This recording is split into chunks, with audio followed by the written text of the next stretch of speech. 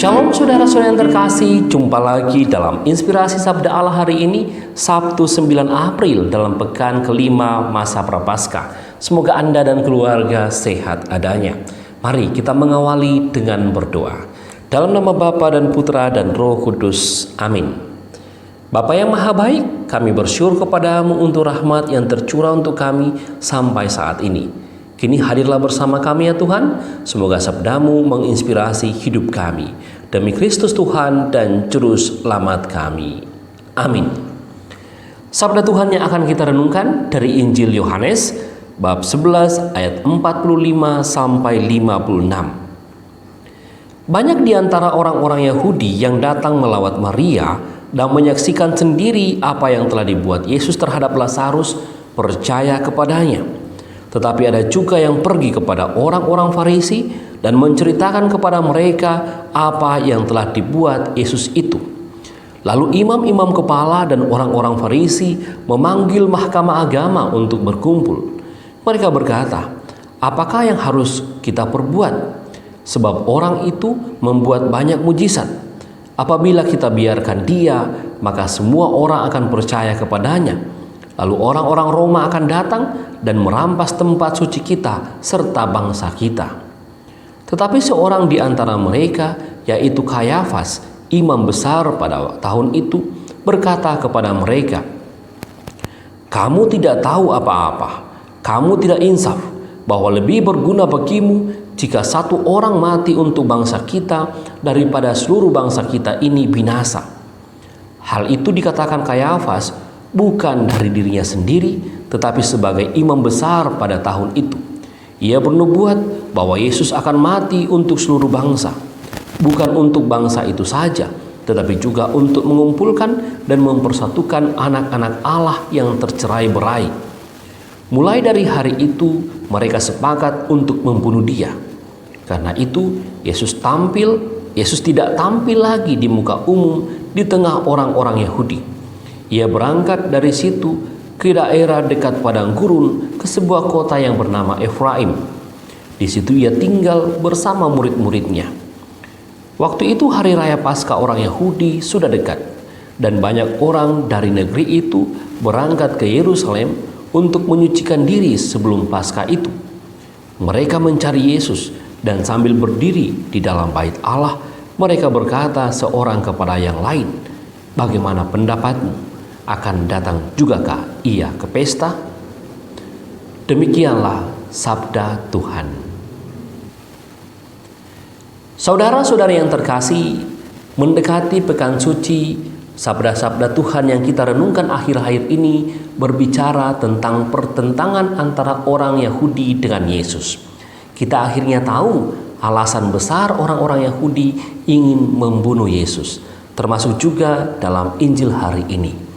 Ketika Yesus membangkitkan Lazarus, banyak orang yang kemudian percaya kepadanya.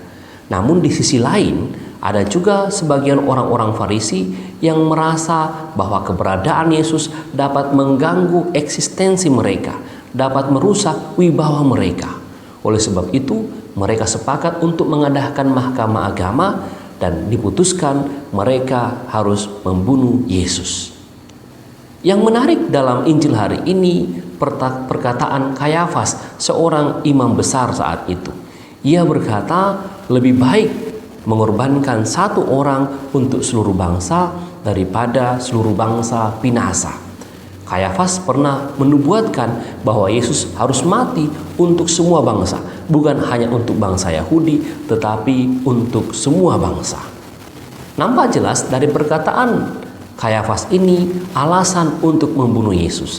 Tetapi saudara-saudara yang terkasih, kita juga berefleksi secara positif bahwa apa yang dikatakan Kayafas ini adalah tugas atau tujuan perutusan Yesus datang ke dunia. Bukankah kedatangannya untuk menyelamatkan semua bangsa? Bukankah kematiannya di kayu salib atau pengorbanannya di kayu salib untuk membuka keselamatan untuk semua manusia? Inilah yang dapat kita pelajari. Bagaimana kita juga sebagai murid-murid Kristus saat ini berani berkorban untuk kepentingan orang banyak. Saya berpikir ini inspirasi yang sangat tepat yang kita renungkan dalam masa Prapaskah ini. Kita pun bisa mencontoh bagaimana dalam kehidupan ini kita banyak mengorbankan kepentingan pribadi kita untuk kepentingan orang banyak. Contohnya juga bagaimana membunuh sikap egois kita untuk menghidupkan kita berkorban bagi banyak orang. Bagaimana kita mengesampingkan kepentingan pribadi kita untuk kepentingan orang banyak. Sikap berkorban seperti inilah yang harus kita tampilkan sebagai murid-murid Tuhan.